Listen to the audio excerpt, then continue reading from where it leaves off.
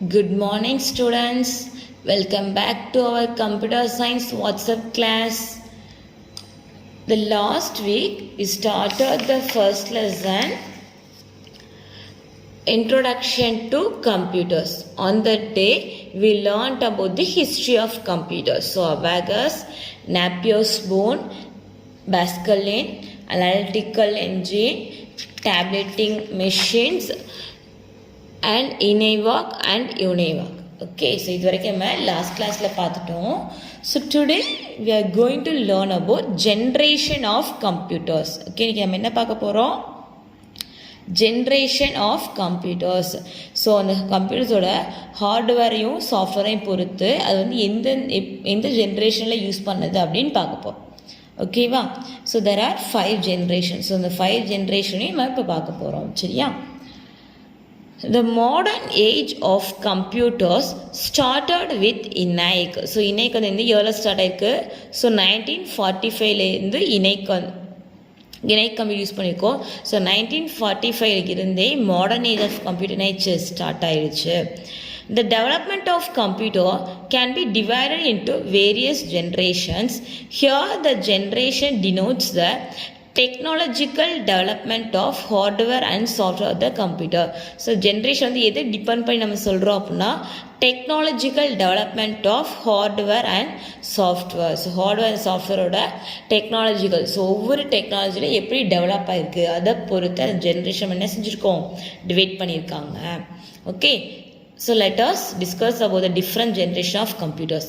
So generation of computers, first generation, second generation, third generation, fourth generation and fifth generation. Okay, the first one, first generation computers.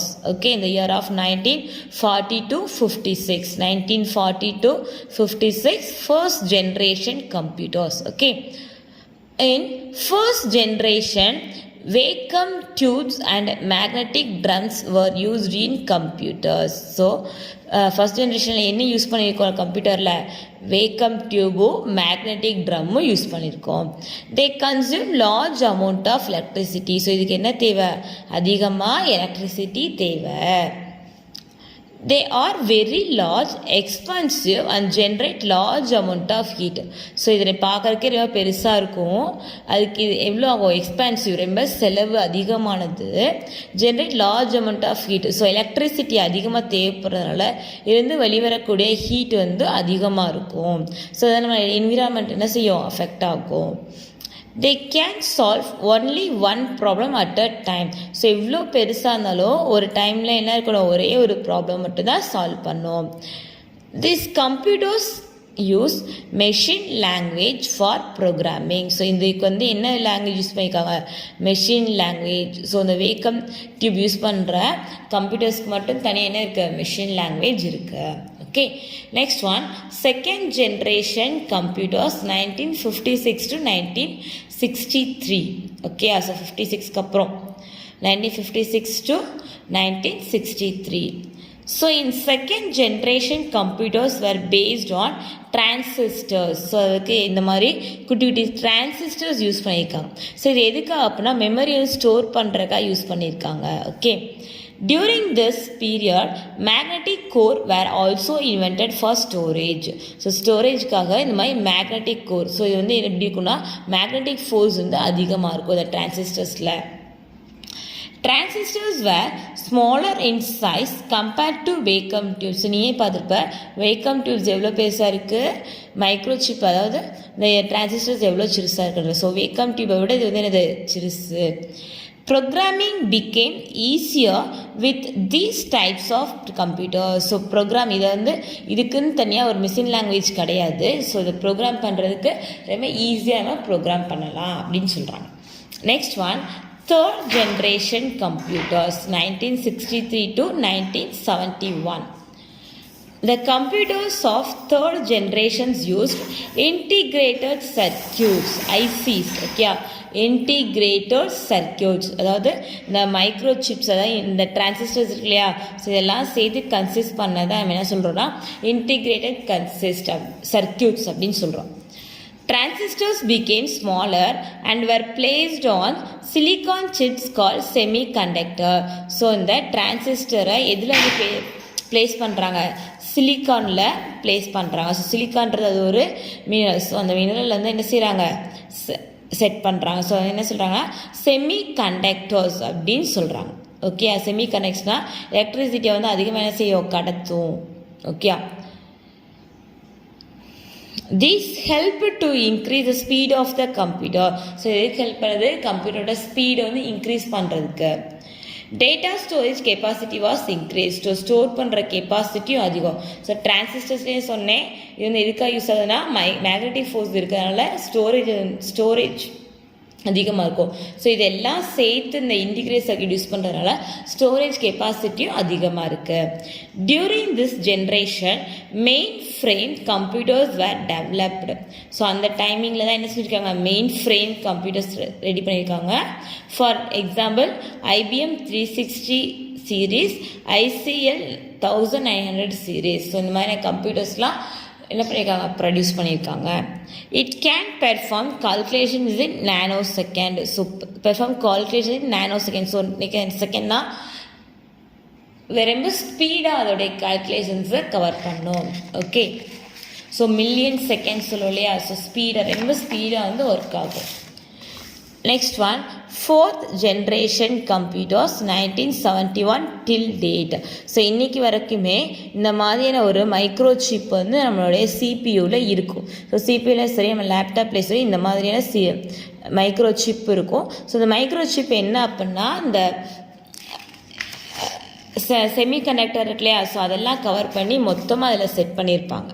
Okay, in 4th generation of computers microchips were developed. So இதில் என்ன இருக்குன்னா மைக்ரோசிப்ஸ், குட்டி குட்டி chip. A microprocessor is a small chip that consists of many integrated circuit. So இதுக்குள்ள என்ன இருக்கணும், அந்த சிலிக்கானில் ready பண்ண அந்த இன்டிகிரேட்டட் சர்க்கியூட் வந்து அதிகமாக செட் பண்ணியிருப்பாங்க. These computers are powerful, fast and efficient. So the microchip use பண்ண கம்ப்யூட்டர் வந்து எப்படி இருக்கும், ரொம்ப ஃபாஸ்ட்டாக இருக்கும். They are widely used in schools, homes, office, shops, hotels, etc. The speed, accuracy and reliability of the computers were improved in this generation. So the 4th generation computer வந்து ரொம்ப ஸ்பீடாகவும் இருக்கும், அக்யூரசி துல்லியமாக இருக்கும், ரிலையபிள், அதாவது ரிலையபிள்னா எல்லாராலையும் maximum பர்சனலாக வாங்கக்கூடிய விலைகளில் இருக்கும். ஸோ வேக்கம் டியூப்ஸ்லாம் பார்த்தோன்னா வெரி எக்ஸ்பென்சிவ், அதாவது நார்மல் மிடில் கிளாஸ் பீப்புள்ஸ்லாம் வாங்க முடியாது. பட் இந்த 4th ஜென்ரேஷன் இந்த மைக்ரோசிப் உள்ள கம்ப்யூட்டர்ஸ் வந்து மிடில் கிளாஸ் பீப்புள்ஸ் கூட என்ன செய்யலாம், வாங்கலாம். அதுதான் ரிலையபிலிட்டின்னு சொல்லியிருக்காங்க. Okay, next one, 4th generation computers. So next one, 5th generation computers present and beyond. So இனிமேல் வரக்கூடியது. These computers are very powerful and generally known as super computers. ஓகேவா, ஸோ ரொம்ப பவர்ஃபுல்லாக இருக்குது. ஓகேவா, இது வந்து என்ன 5th ஜென்ரேஷன் கம்ப்யூட்டர் சொல்லலாம் சூப்பர் கம்ப்யூட்டர் அப்படின்றோம். ஏன்னா வந்து சூப்பர் ஸ்பீடில் உள்ளது. ஸோ அதோட capacity, storage capacity, working capacity, speed, accuracy, reliability எல்லாமே இப்படி இருக்கும். ரொம்ப மாடரேட்டாக இருக்கும், ரொம்ப ஸ்பீடாகவும் இருக்கும். They are based artificial intelligence. So AI இதில் என்ன இருக்கணும், ஆர்டிஃபிஷியல் இன்டெலிஜென்ஸ், அதாவது அதிகமாக திங்க் பண்ணுறது. அதாவது நம்ம ஒரு விஷயத்தை நம்ம இன்புட் கொடுக்குறோன்னா அவுட்புட் நிறைய தகவல்களை நமக்கு தெரிவிக்கக்கூடியதாக இருக்கும், ஆர்டிஃபிஷியலாக இருக்கும். Artificial intelligence is an implementation of human features like thinking and deciding on their own. So ஆர்டிஃபிஷியல்னால் அதுவாக நம்ம இன்புட் கொடுத்துட்டாலே அதோடைய அவுட்புட் வந்து அதுவாகவே திங்க் பண்ணி என்ன செஞ்சிடும், நம்மளுக்கு டிஸ்பிளே பண்ணி காட்டும். ஸோ டிசைனிங் ஆன் ஓன் தர். ஸோ அதாவது இந்த HTML, ஸோ இந்த மாதிரியான கோடுவோலாம் நிறைய கோட்ஸ் யூஸ் பண்ணுவோம், C++, லாங்குவேஜ். ஸோ இந்த மாதிரியான நிறைய சாஃப்ட்வேர் ப்ரோக்ராம்ஸ் இருக்கு இல்லையா, ப்ரோக்ராம்ஸ்லாம் திங்கிங் கெப்பாசிட்டி அதிகமாக இருக்கும். ஸோ இதுக்கு நம்ம கோடு உள்ள கொடுத்தாலே எனக்கு அவுட்புட் டிஸ்பிளே ஆகும். ஸோ இது மாதிரி சூப்பர் ஃபாஸ்ட் கம்ப்யூட்டர் தான் 5th generation computer. They are still under development. Few applications like voice recognition technology are based use today. So இன்றைக்கி அதிகமாக டெவலப் ஆகிருக்கு. ஸோ இந்த கம்ப்யூட்டர்லேருந்தே நிறைய மாற்றங்கள் வந்திருக்கு. ஸோ இப்போ வாய்ஸ் ரெகக்னைஸ் பண்ணுற டெக்னாலஜி கூட நம்ம என்ன செய்கிறோம், யூட்டிலைஸ் பண்ணிகிட்ருக்கோம். Modern computers. Modern computers R highly different from early computers. They can do billions of calculations per second. Most people use personal computers in their home at work. Okay, so இன்றைக்கி modern computers வந்து அதிகமாக நம்ம என்ன செய்கிறோம், use பண்ணுறோம். So yearly டைமில் உள்ள கம்ப்யூட்டர்ஸை விட இது வந்து நிறைய மாற்றங்களோட எடுத்து கால்குலேஷன் பண்ணுற ஸ்பீடும் வந்து என்ன இருக்கும், அதிகமாக இருக்குது. நிறைய கால்குலேஷனை ஒரே டைமில் we have to do many calculations the particular time. So ஒரு நேரத்தில் நிறைய கால்குலேஷன்ஸ் நம்ம செய்ய முடியும். Most people use personal computer in the home at work. So இண்டிவிஜுவலாகவே ஒவ்வொருத்தவங்க most of the persons IT ஃபீல்டில் ஒர்க் பண்ணுற பர்சன்ஸ் எல்லாருமே அவங்க வீட்டில் என்ன பண்ணியிருப்பாங்க, கம்ப்யூட்டர் வச்சுருப்பாங்க. ஸோ நவடேஸ் பார்த்தோம் நம்ம ஆன்லைன் கிளாஸ் தானே இருக்கோம். இப்போ நிறைய பேர் வீட்டில் அவங்க எஜுகேஷனுக்காக என்ன செஞ்சுருக்காங்க, நிறைய கம்ப்யூட்டர்ஸ் வீட்டில் வாங்கியிருக்காங்க. Some examples are controlling traffic light, security system, washing machine, digital television, etc.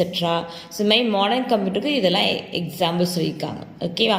Modern computers are faster, cheaper and smaller than the earlier time. So earlier அதாவது பழைய மாடலை விட இப்போ வரக்கூடிய மாடர்ன் கம்ப்யூட்டர்ஸ் எப்படி இருக்குது, ஃபாஸ்ட்டாகவும் இருக்குது, சீப்பராகவும் இருக்குது, ஸ்மாலாகவும் இருக்குது. Modern computers are modern computers come in the form of desktop computers and laptop computers. Laptop computers are more portable than desktop computers. So desktop computersனால் பழைய மாடலில் நம்மளுடைய ஒரு டேபிளில் மேலே மானிட்டர் இருக்கும், கீழே கீபோர்டு தனியாக இருக்கும், சிபியூ தனியாக இருக்கும். ஸோ இந்த மாதிரி தனித்தனியாக இருக்குது இல்லையா? ஸோ இந்த மாதிரி தனித்தனியாக இருக்கிறதா desktop computers. Okay, so nowadays we have to use the laptop. Okay, so இந்த டெஸ்க்டாப் கம்ப்யூட்டர்ஸ் வந்து ஒன் பிளேஸ் அதர் பிளேஸ் நம்ம கொண்டு போகிறதுக்கு கொஞ்சம் கஷ்டம். ஆனால் லேப்டாப் வந்து எங்கேயுமே நம்ம நினச்சிக்கலாம், ஈஸியாக தூக்கிட்டு போகலாம். ஸோ நவடேஸ் வந்து நம்ம லேப்டாப்ன்றது தான் modern computers. Okay, to understand students, thank you. Today I am sending one worksheet. You have to do that. Okay, listen the video and do the worksheet. Thank you.